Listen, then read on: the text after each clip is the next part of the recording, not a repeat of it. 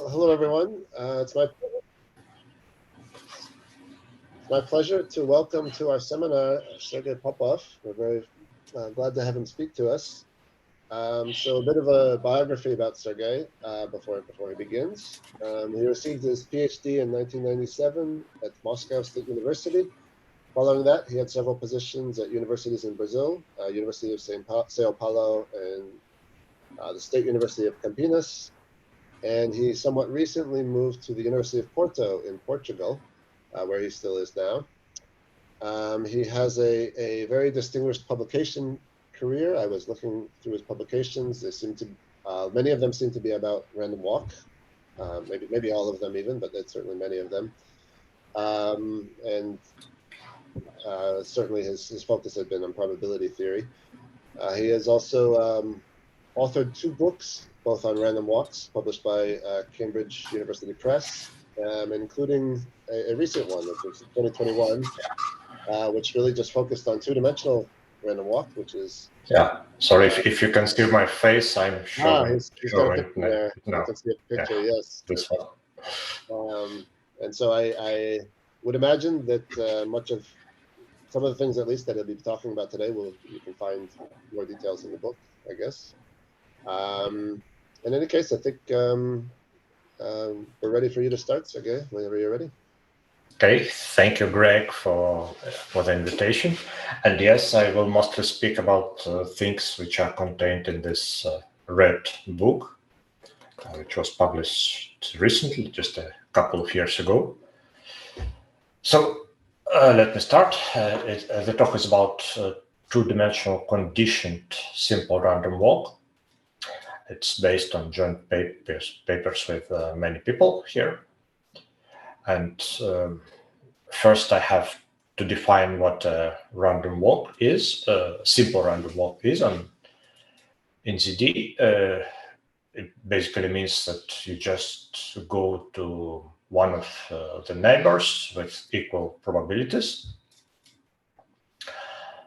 And now we talk about drinking, as promised. There is this well-known result about simple random walks due to Polya, which says that simple random walk in dimension D is recurrent for D equal 1 or 2 and transient for higher dimensions.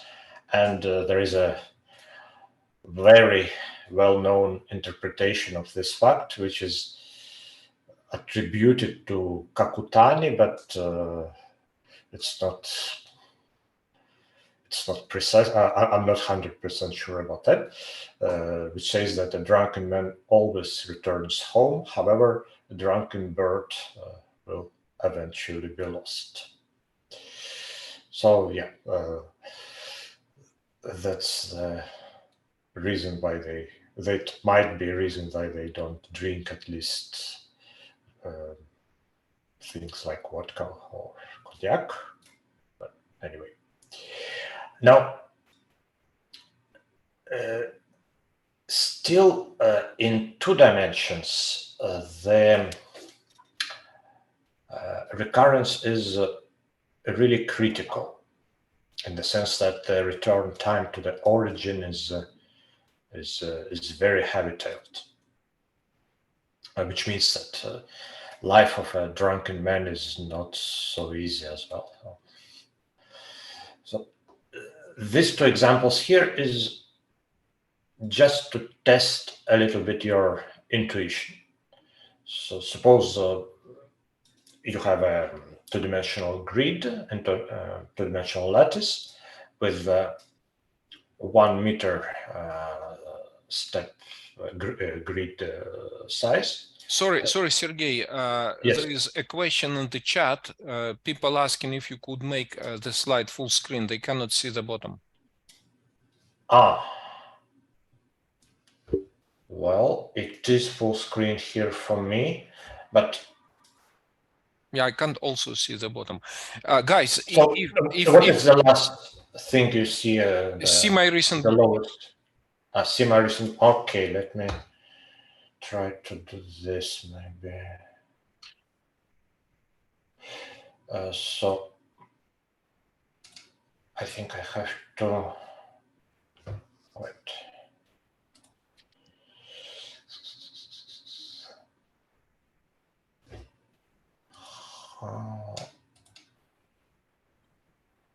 How do I share the screen now?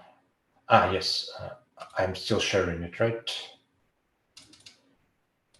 So let me stop it and try doing it again.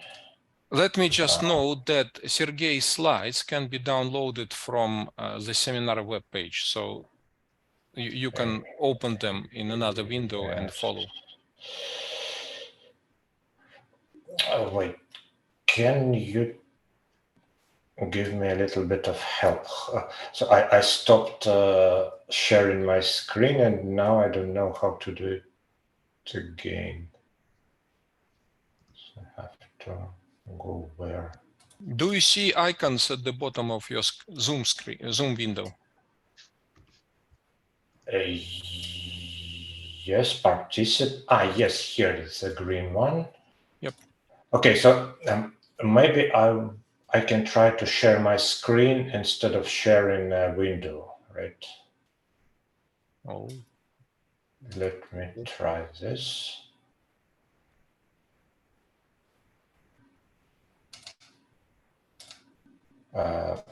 Now,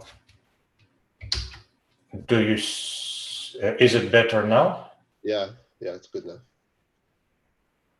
Okay, so so consider these two questions and ask your intuition. What does it tell you?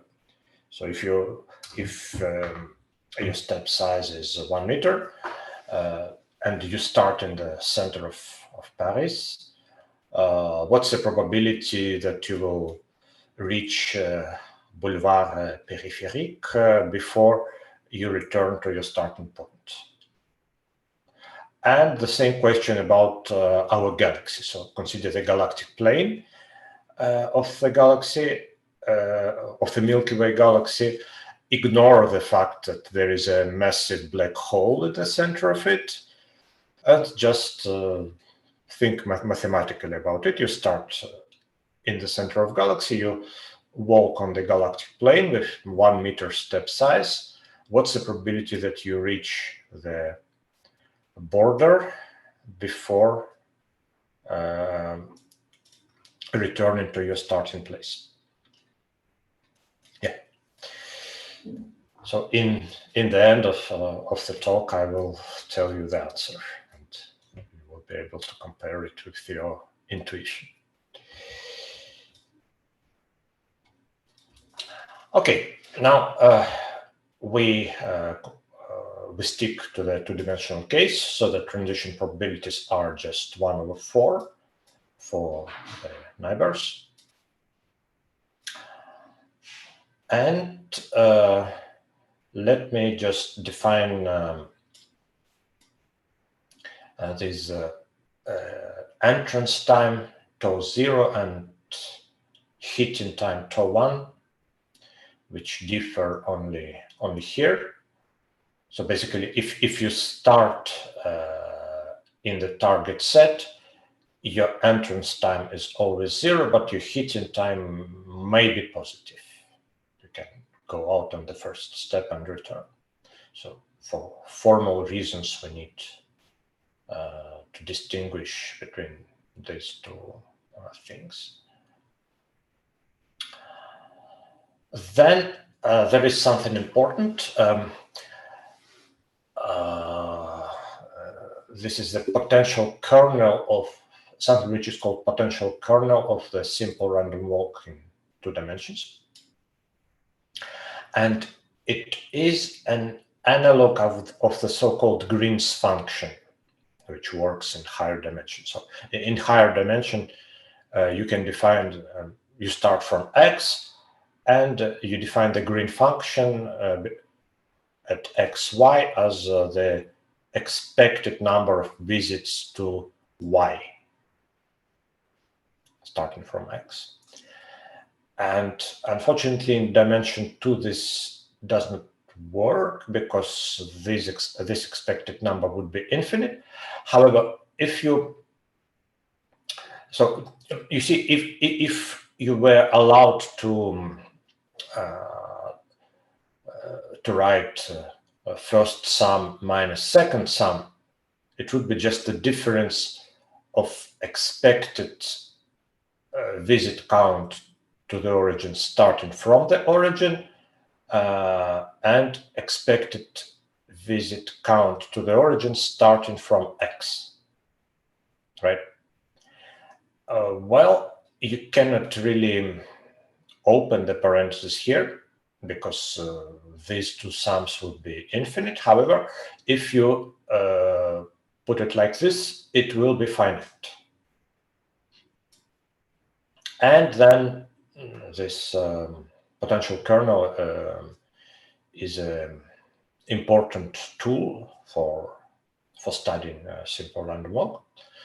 I will explain why on the next slide, but let me just mention for now that by definition you have a of 0 equal to 0.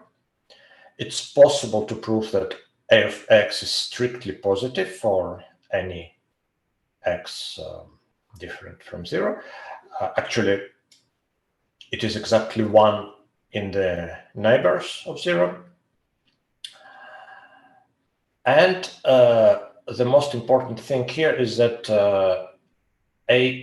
this potential kernel is a harmonic function outside the origin. So you have this expression for all x different from 0. Well, this is just an immediate consequence of the total probability formula. And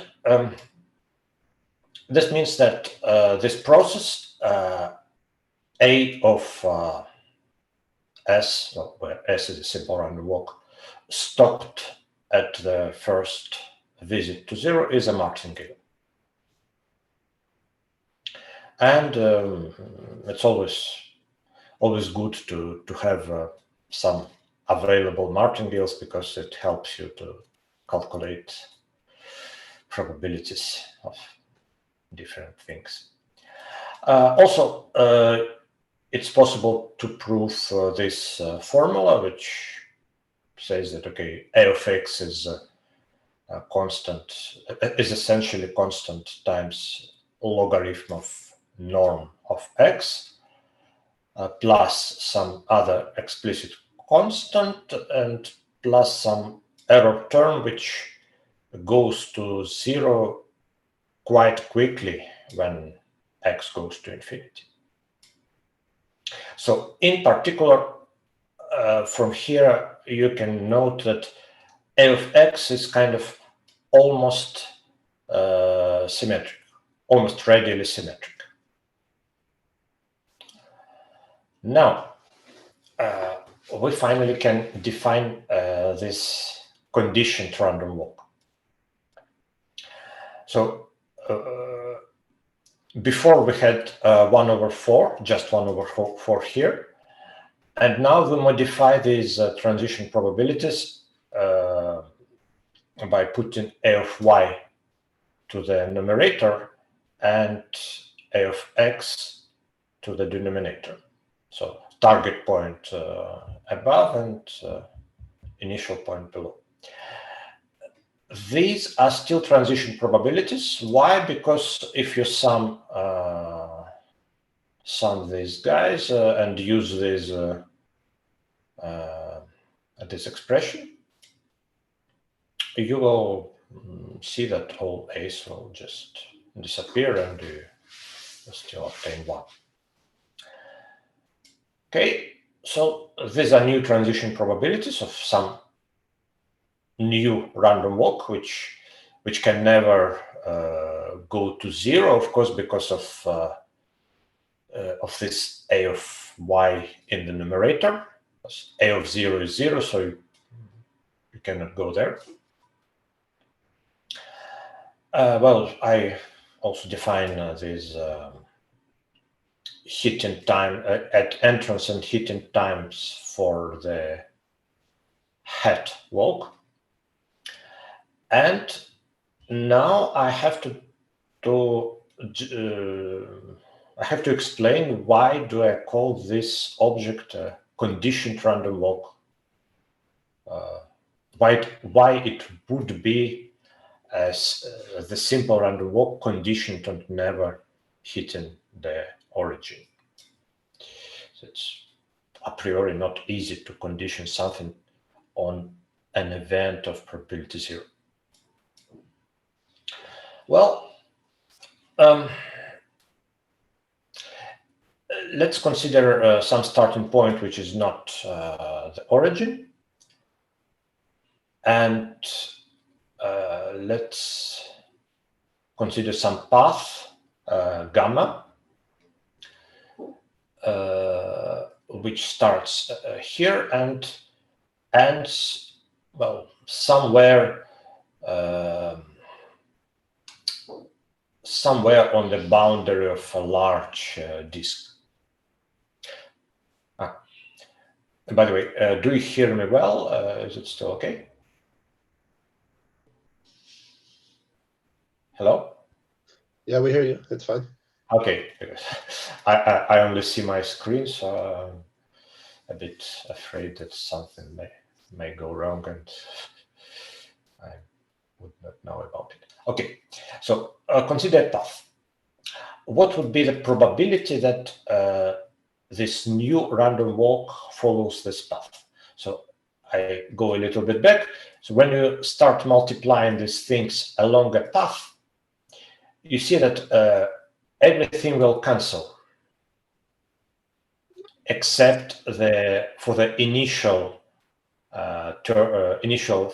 term here in the denominator and the last a of last point in the numerator, right? So the weight of this new path would be this 1/4 to the length of the path. Then in the denominator you have the a of the starting point, and in the numerator, well, you have a of this point here, this side here, which is something, but I put a of r because this function is almost radially symmetric. Okay. Okay, so you have this formula now. What is this term here? A of x naught, a of r over a of x naught. Well, if you consider just simple random walk starting here and ask what's the probability that I escape the origin, rather that I go to the boundary of this disk before hitting the origin, by the optional stopping theorem, if you denote this probability by q, you will have, since a of s is martingale, a of x0 would be equal to 0 times 1 minus q times a of 0, which is 0, plus q times a of r, which is, well, more or less the same in all these boundary points, right? Boundary sites. So you obtain that this escape probability is in fact a of x0 divided by a of r, which is this factor here inversed. So now I guess you see why we can legitimately call this new Markov chain the simple random walk conditioned on never hitting the origin. You just send r to infinity and, well, you see that it's this thing that you obtain, really. Okay. Now, this process, this new process has some basic properties. it is reversible. It's no longer translationary invariant, but well, it's reversible with this reversible measure. It can be represented as a random walk with conductances, and conductances as a of x times a of y on the edge xy. Also, as a general fact for these, this is called, by the way, the Doob's H transform with A instead of H in this case. And as a general fact, if A of S was a martingale for the original process, 1 over A of S of hat S will be martingale for the Doob's transform. Well, because it's a martingale and A goes to infinity, then this thing will go to 0. So you can obtain transience from the by some Lyapunov function theorem. So S is hat S is transient, and you can even calculate these escape probabilities, a probability that you eventually hit Y starting from X and such. You can calculate the Green's function also for this transient walk. So yeah, that's it. Questions so far? Just for you to know, I do not see the questions in the chat. So you say the transience follows because it's a martingale. It's a positive martingale, I guess, so it converges. Because you have so this 1 over A is a function on the state space which goes to 0 when X goes to infinity. Yeah. Right. So and this function is a martingale outside the finite set. So from this you can conclude the transience by some general theorem. It's in my book in chapter 2, I think. I have a small chapter about Lyapunov functions there, but it's basically easy to prove. And anyway. Okay, shall I continue? Now, here you can actually see one curious fact about this transient walk. So if you fix starting point X and send Y to infinity, what will happen with this expression? So well, A is what is logarithm of norm of the argument essentially. So this A of Y minus A of X minus Y would be what? Would be essentially log of norm of Y divided by norm of X minus Y. And if X is fixed and Y goes to infinity, this ratio will go to 1, so the logarithm will go to 0. So these two terms would just disappear, right? And you get 1/2. So again, you start at some fixed place. Then if the target point is really far away, the probability that you will ever hit it is approximately 1/2, which is a bit strange for it, because in principle there is a lot of space in 2 dimensions. So if you expect your process to escape to infinity, then it should kind of avoid points. However, still for a really far away point, this probability does not converge to 0; it converges to 1/2. So yeah, this is a bit of explanation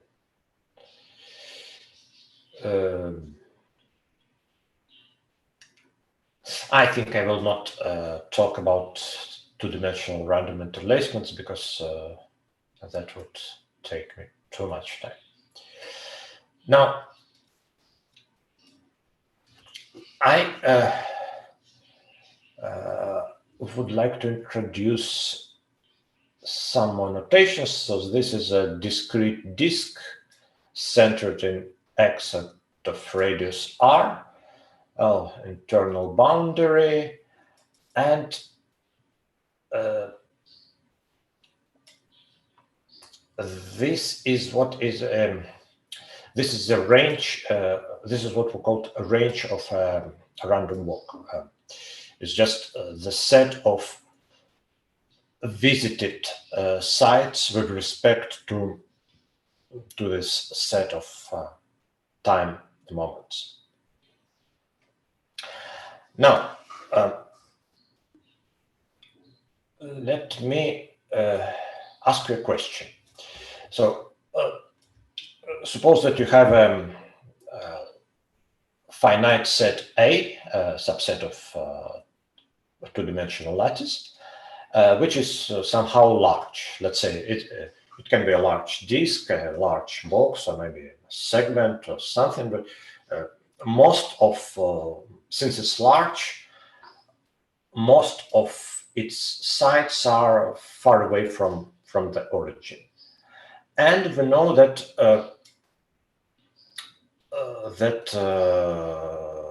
probability that you visit a fixed site, which is far away from the origin, is approximately 1/2, right? Now, I want to understand the for this A. I want to understand the subset, the proportion of sites which were visited by this conditioned random walk. So this R of A is the proportion of visited sites, and this V of A is the proportion of unvisited sites of A. Yeah. So what do we have? You would expect these two things be somehow of expected value 1/2. So of course, they should be between 0 and 1, but since the probability of visiting a fixed site is 1/2, they should be somehow around 1/2. It turns out that for let's say typical large sets, it's actually random and it's close in distribution to uniform random variable with on the interval 0, 1. So for let's say typical large sets like disks and intervals or boxes or such. So for other large sets, you can obtain, if it's very, let's say, rarefied, you can obtain really concentration in 1/2. If it's, for instance, a disk which is large but really far away from the origin, and you can send the size and the distance both to infinity in such a way that this would be, let's say, 0 or 1 with probabilities 1/2, 1/2. But for typical large sets, we have this theorem. Well, I prefer not to explain what is LA, where these terms come from. I just like to draw your attention that this thing here is the difference between the distribution function of this proportion of visited sites and the distribution function of the uniform 0, 1 random variable. It says that it is something small with some explicit things here. So yeah, it's a bit of unexpected results, one might say, because it's not usual that a range of transient process behaves in this way. And also we have a result.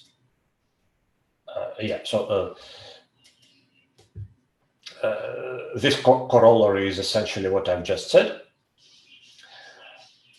And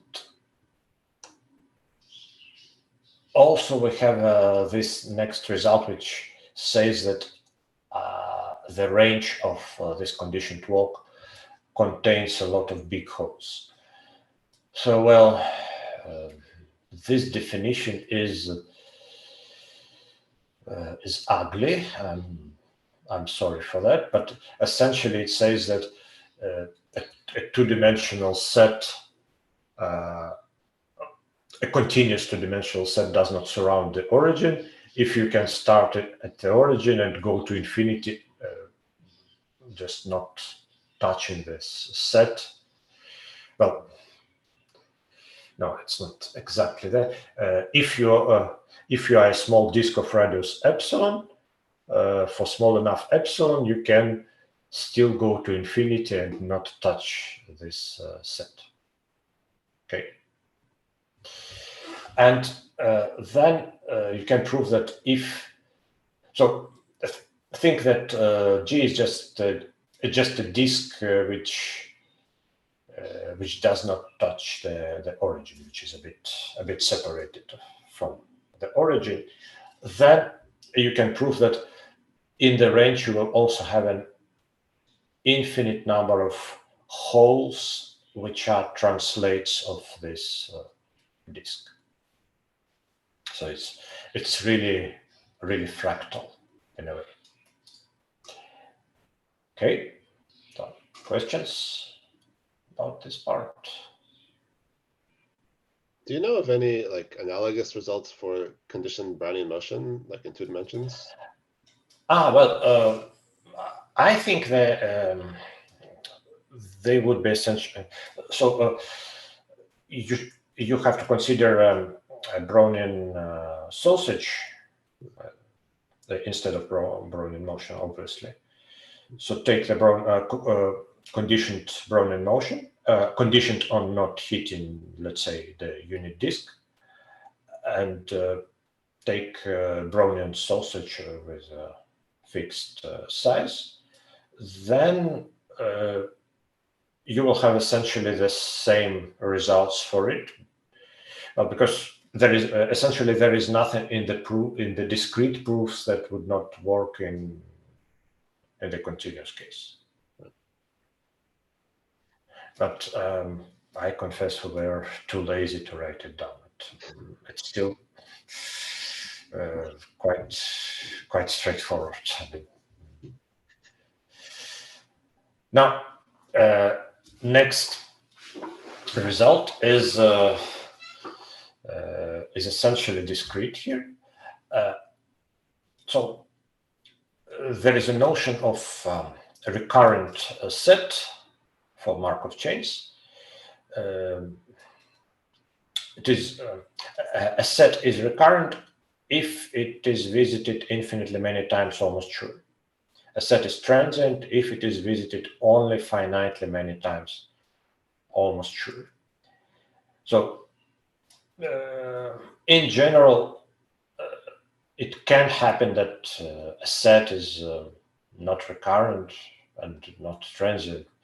So for a tree, for instance, for a random walk, simple random walk on a binary tree, if you consider the set of vertices which are behind some fixed neighbor of the root, then with positive probability you will go there and visit it infinitely many times, and with positive probability you will just escape on the other direction and you will not visit it infinitely many times. But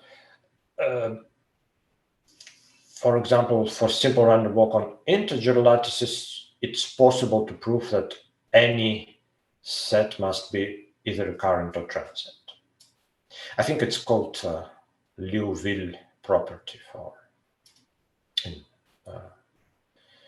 in Markov chains.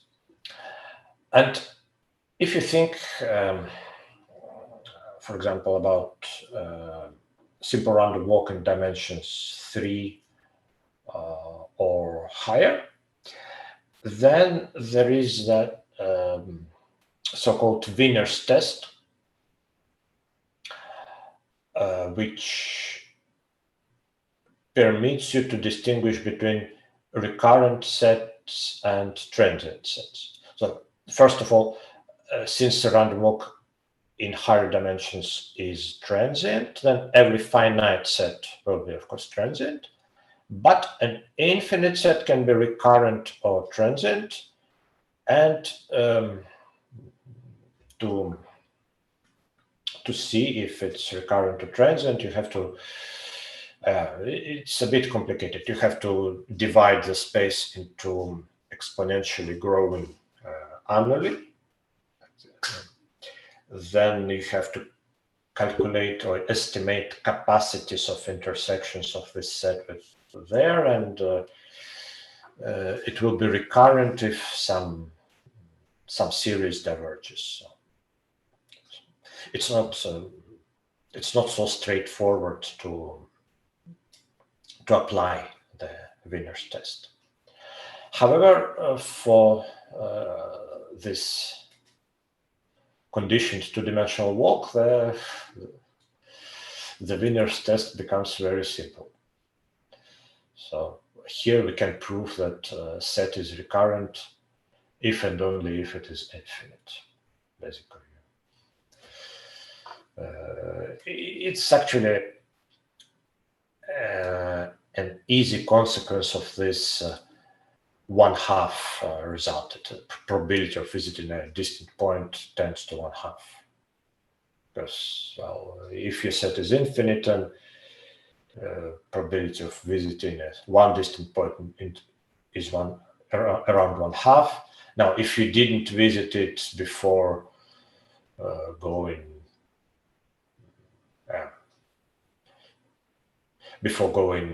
far enough, well, you can consider another point belonging to that infinite set, then you will have another 1/2. So you can make this sort of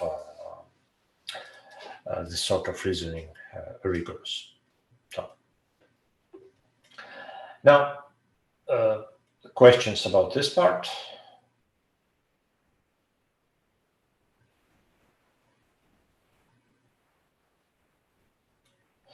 Okay, now let me tell you about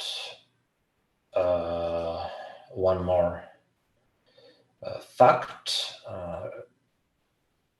concerning this conditional simple random walk. So we know that it is transient, but how does it go to infinity? How fast does it go to infinity? To measure this speed, how fast, it's not really speed, but kind of speed. To measure this kind of speed, we introduce this future minima process. That Mn is the minimum over M greater than or greater than or equal to M of norm hat Sm. So how close it will come to the origin in the future, starting from a time M. Okay. Now,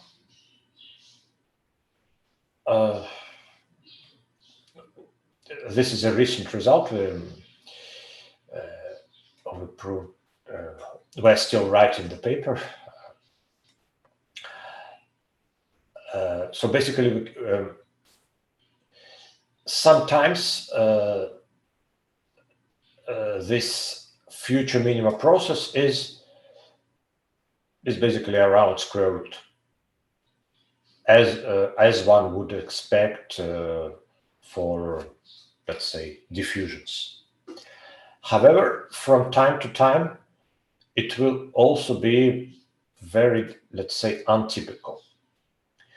So there is this criterion. So if G is a non-increasing function such that this function here is non-decreasing, then probability that Mn is less than or equal to exponent log n times G of log n infinitely often is 0, 1, or 1, according to if this integral converges or diverges. And in particular, since integral of constant always diverges, take G of s equal to delta, then this expression here would be just n to delta, right? And then this theorem will give you that for any fixed delta, this will happen infinitely many times, right? So sometimes this process really doesn't want to escape. Okay. So now questions about this result?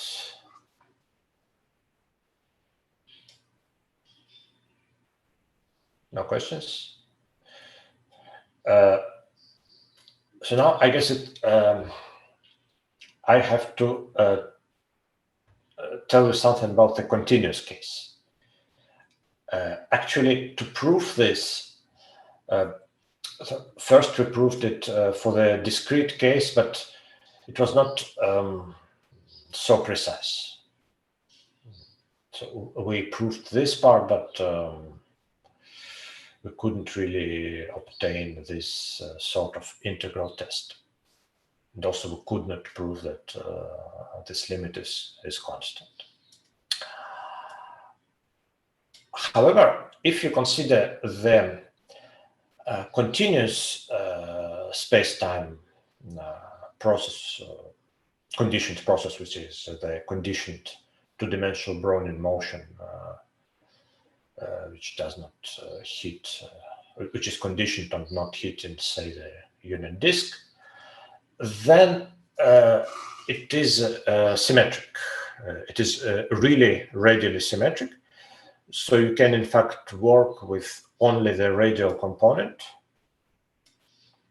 And it's always easier to work with a one-dimensional process than with a two-dimensional process. So here it's here I just say a few words about how do you define the two-dimensional Brownian motion conditioned on not hitting the unit disk. So you can define it via the transitional kernel, or you also can define it with this stochastic differential equation. So it's a two-dimensional diffusion which starts somewhere outside the unit disk, or well, you can make it start on the boundary of the unit disk, and but you have to force it out, right? And then you have these differential equations where Wt is just a standard two-dimensional Brownian motion. Or in polar coordinates, you can actually, well, it actually decouples. So that's why it's a bit easier to study it than to study the discrete process. So this radial component obeys this differential equation. So this guy is just a linear Brownian motion, and the angular component is subordinated to this radial one. But if you only want to study the distance to the origin, you don't need this second equation here.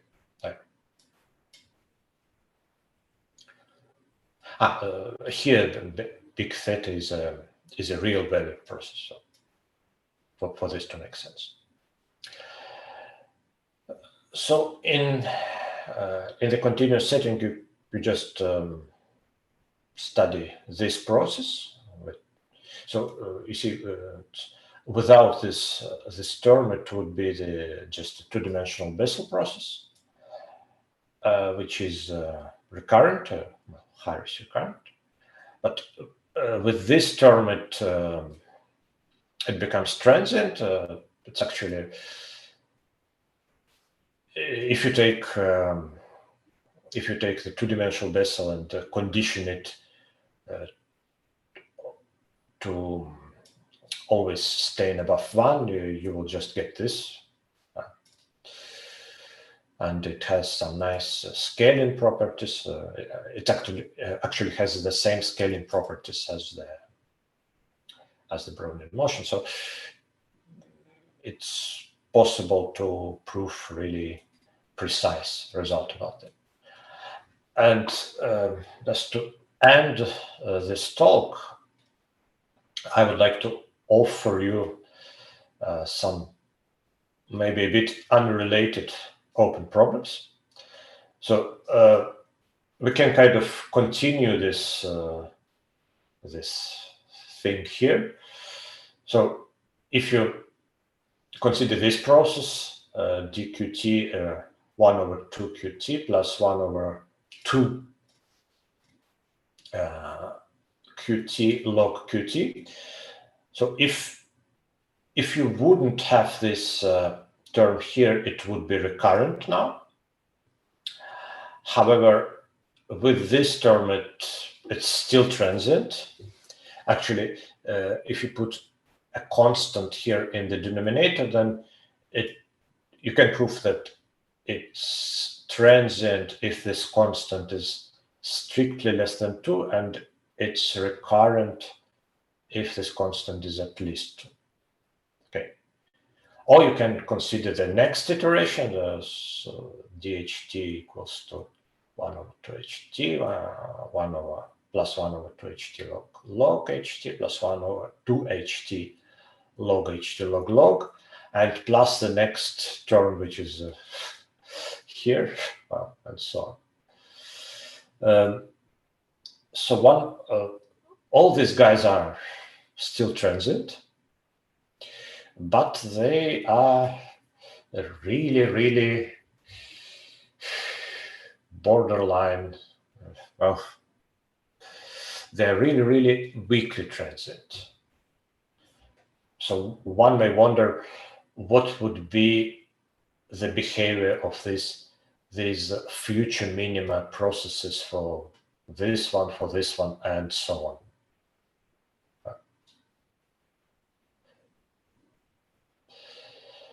Yeah, I think I'm done. So these are some references. In particular, there is this book, maybe it's 2021, in fact, I'm not sure. Almost forgot. I have to answer this question about going out of Paris and going out of our galaxy. For Paris, the probability is approximately 1 over 7, so 15% or something. And for the galaxy, it's still surprisingly big. It's it's a bit larger than 3%. So in average, you will return to the origin like 30 times before going out of our galaxy. That's why the life of a drunken man is complicated. Yeah. Okay. Thank you for your attention. Okay, well, thank you, Sergei, for a great Questions? talk. Yes, do we have any questions? I have just a comment. I think these are really beautiful results, so thanks a lot. Oh, thank you.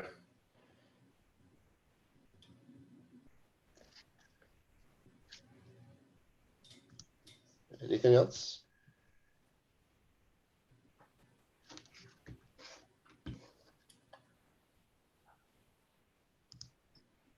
So are these probabilities? Oh, sorry. So if you are interested, feel free to attack these open questions. Anyway, I don't know what to do with them, but basically the problem is that the RT process still has the same scaling properties as the Brownian motion. However, when you start adding these logs, it fails. For the next one, the QT is you don't have the usual scaling anymore, at least not the exact one. So you cannot really apply the same construction as in the paper of Comets and Colin, where they proved that result for RT.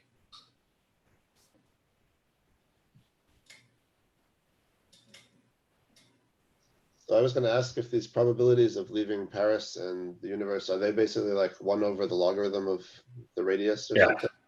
Yes. Roughly speaking, yes. It's 1 over some constant plus another constant times logarithm. Yeah. So that's why they decay so slowly. Yeah, because that would be the probability for Brownian motion. So I think. Okay. Yeah.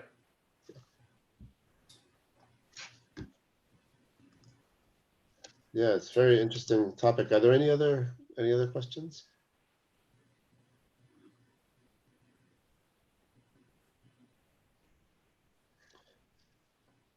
I don't know why I'm staring at a picture of myself here, a video of myself, but anyway, thank you very much, Sergei. I guess that's Thank you for your attention. Thank you.